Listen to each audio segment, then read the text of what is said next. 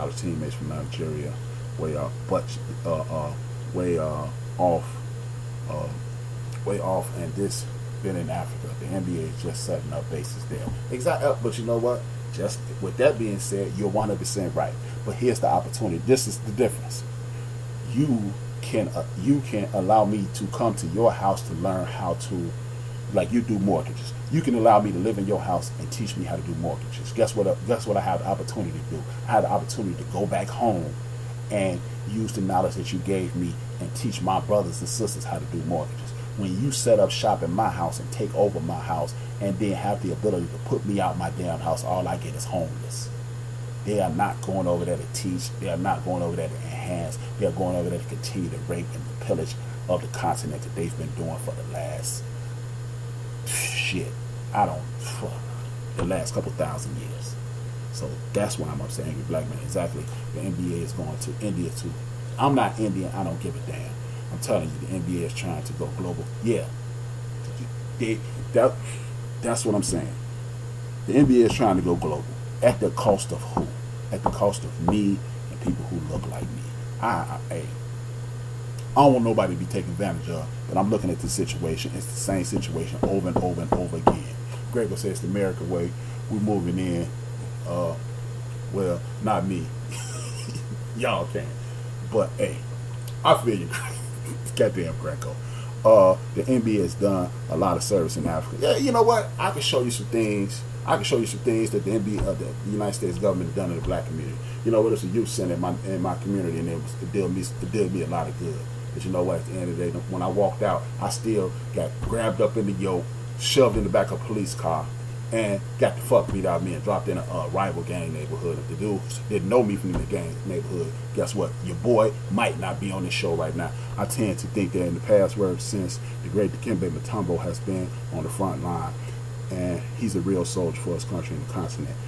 You know what? Then again, they do it every time. They get somebody from our community who has every intention on these things being good, but it ends up a nice stiff one in your ass. We cannot overlook the fact that these people are moving in and attempting to recolonize the continent, which I'm telling you is global domination. I hope I'm not, you know what, angry black man, I hope I'm wrong. It's 2 left feet. 2 plus 2 is 16. I hope I'm that wrong, but I doubt it. I cannot show you one place on the planet of Earth that people have attempted to help the disenfranchised people and did not get, I'm trying not to be vulgar, did not get raw dick shoved right up their asses. I'm telling you, this is some straight bullshit. China was helping too, and look at them, they own parts of countries. They own, you can't pay us back, but we own this strip of land that we put the airport on. Get the fuck out of my country. That's what they need to be saying. Again, China's already doing that. Okay, the Chinese are just as guilty as, look, I'm not putting a face or a culture on this. What I am putting on this is capitalism. Capitalism makes you sell people. Capitalism makes you go to school, get knowledge, and they selling you knowledge. And then you are forced to work to pay for knowledge. Knowledge is used for the advancement of people. That's what I'm saying. I'll hold judgment until I hear the first country involved. I would not assume that there's not an intelligent, capable African businessman or businesswomen who can scrutinize the deal with the NBA and make it all right. The thing is, Raider for life, this is what I'm saying. I don't have any doubt that that what you said is 100% correct.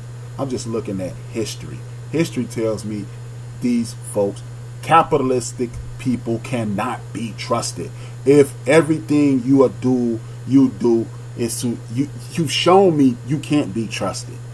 I live in capitalistic America. That's why I always say get the money. But my purpose in getting the money is to create. Like in most major cities, you have a Chinatown, and then you have a Latino community. Then you have a Jewish community. I live down the street from the Ukraine village.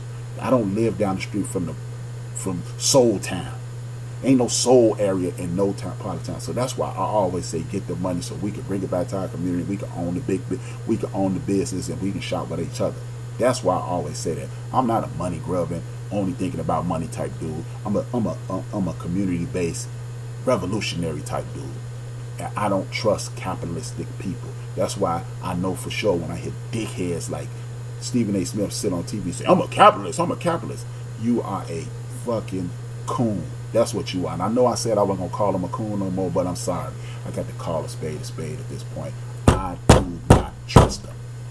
I don't trust them. I don't trust them. I don't trust them. History tells me I cannot trust them. If I'm wrong, I will come back on my program in 5-10 years, or when we sitting around drinking a Mai Tai in Tahiti or in Aruba or in the Dominican Republic or where we cooling out at Raider for Life, having a good old time. I will be more than glad to apologize to you and say, man, Raider for Life, man, back in 2019 in February, you were right, man. I was all the way wrong. Look at all the good they did on the continent. But I doubt Raider for Life, man, hopefully me and you can sit down and have a beer one day, but I doubt, or a drink one day and cool out, but I doubt if I be telling you I'm sorry. That's just me. Preach for Life, that manager. Thank you for participating in the show. I just don't see it, man. I don't trust capitalistic people. And again, we continue to trust these people. Look, man, give you a perfect example.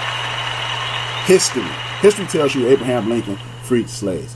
The reality, his story is Abraham Lincoln freed the slaves. History tells you freed your damn self.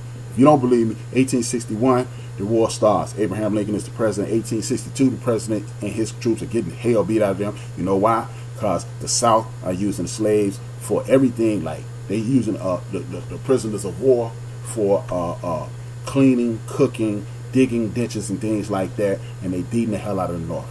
1863, this dude signs the Emancipation Proclamation because he was urged by his general, we need help. We need to get these people to help us just the way they got people down there helping them. 1864, he tell people from our community that they can fight now. You can fight now, but they still getting their ass whooped. Late 1864, he said, okay, give them guns. 1865, the war over and they won. You freed your damn self. Nobody freed you. History versus his story. That's all I'm saying, brother. That's all I'm saying. I don't trust it. I don't trust it. I don't trust it. You also signed 1864, the same civil rights bill that allowed you to be a full citizen and to vote that they signed in 1963. That's all I'm saying, man. Another thing, Abraham Lincoln was cool. 40 acres in the mule. That was all good. Guess what? The Student Nonviolent Coalition, headed up by Stokely Carmichael in 1963. Stokely Carmichael states that when he was registering people to vote in 1963, this is 100 years later. Get this. 1863, you are allegedly free. You are no longer in bondage. You're no longer into lifelong indentured servitude. Okay, you're out of indentured servitude in 1863. They believe they put and played it. Oh, Mr. Rap B said, HRap, you take your ass on, you a free man. Now by 12 o'clock, your ass is hungry.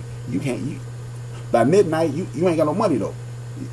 Midnight, you ain't got no place to sleep, but you still wandering around. So now you got to go back. You know what they do? Abraham Lincoln opens the door for the dude who owned the plantation that you come from and say, hey man, tell you what, I'm gonna give you some seeds, I'm gonna give you some land. You cultivate the crops, and then at the end of the year I give you what you deserve and I take what I deserve. Do you know in 1963 Stokely Carmichael stated while he was enrolling people to vote, he stated that he met people who were still in debt from slavery, from sharecropping. The same dude who freed you from slavery, you did hundreds of years of free labor, he put you in debt to him. Thanks for letting me go, now you owe me.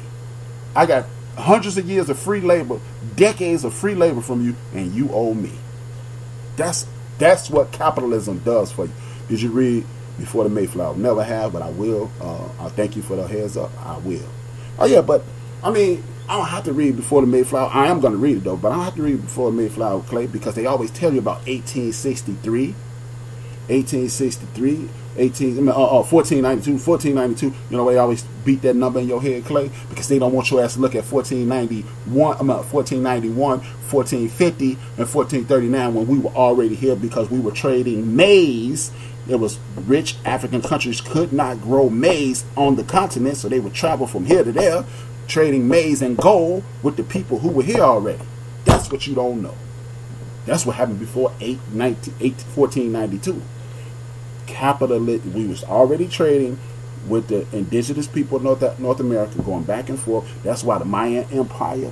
That's why the people in the Mayans, their pyramids are a smaller scale of the pyramids that are in Egypt right now, because we are connected. We dominate the world. That's how you get to Vietnam a couple hundred years later, then bam. Oh yeah, they did. Yeah, I knew about that too. Lincoln wanted to ship the enslaved people back to Africa, to the continent of Africa. That's what exactly. But I knew about that. But I will read that book. But this is why I'm so upset with the National Basketball Association. There's chapter, book, and verse in regards to the colonization of America and colonization of Africa, and how if you are a capitalist, if you are not a capitalist, you shouldn't be able to trust one. You know, you can. It annoys the hell out of me, man. Clay, I hope. I think it was Kev. I mean, Raider for life. I hope you are right. I hope you're right, but I just don't trust it, my brother. I don't trust it. I don't trust it at all. I don't trust it at all. And Clay Davis, thanks for the heads up on the book. Before the Mayflower, I will be getting that book.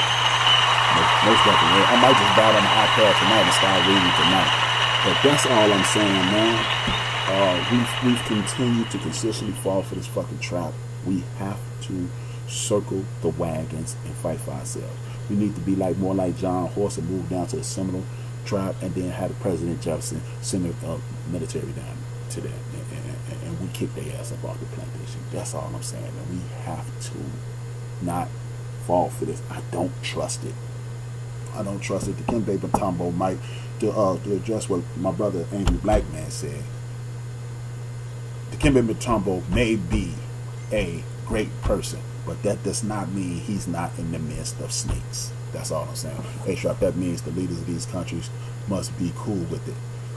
And that's something too. But you know what? That's because innately, in my opinion, Clay, we are socialist people. Socialist is a curse word, much like communist. But in America, that is.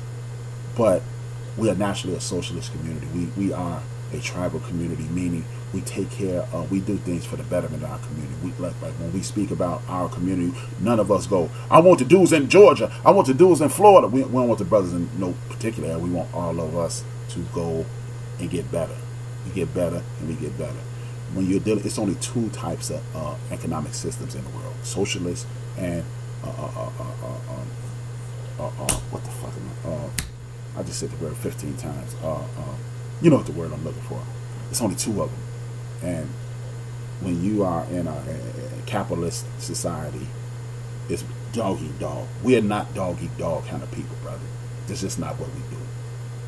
You know, if we were, I wouldn't be having this conversation with you right now. You would be off on something. You want my show to be successful. I want Ninja's show to be successful. I want Jungle show to be successful. I want more cheese. I want more cheese. I want microwave. I want homeboy fish. I want being for BSG. I want clutch conversations. I want everybody's show. I want GG and Mandela on show. I want Trey and Maestro show. I want all of our shows to be successful. But in a capitalistic society, we would be doing things to stop their shows from being successful, and it's just not in us. We get angry with each other because we think we know. We think I know a little more than you. I just don't want you to fail that way. That's why we get angry with each other. So I just don't trust it. That's just, I don't trust it. France is still getting money from the Congo when they call it. Hey, and then we're gonna allow America to come over there and set up a fictitious company in the name of basketball? No, because once you become a slave to that goddamn basketball, you're not gonna be paying. Look, man, our brothers can't fucking read now. Our brothers can't read now. We think rap and athletics is the way out. It's the same situation over and over and over. I just don't trust it. I don't like it, and that's just it. Exactly, Clay. HRap should focus on its energy on home and but no. I'm not saying that I'm not. Let me read that. Exactly, Clay. HRap should be focusing his energy on home turf, where from Chicago Negroes put Savages like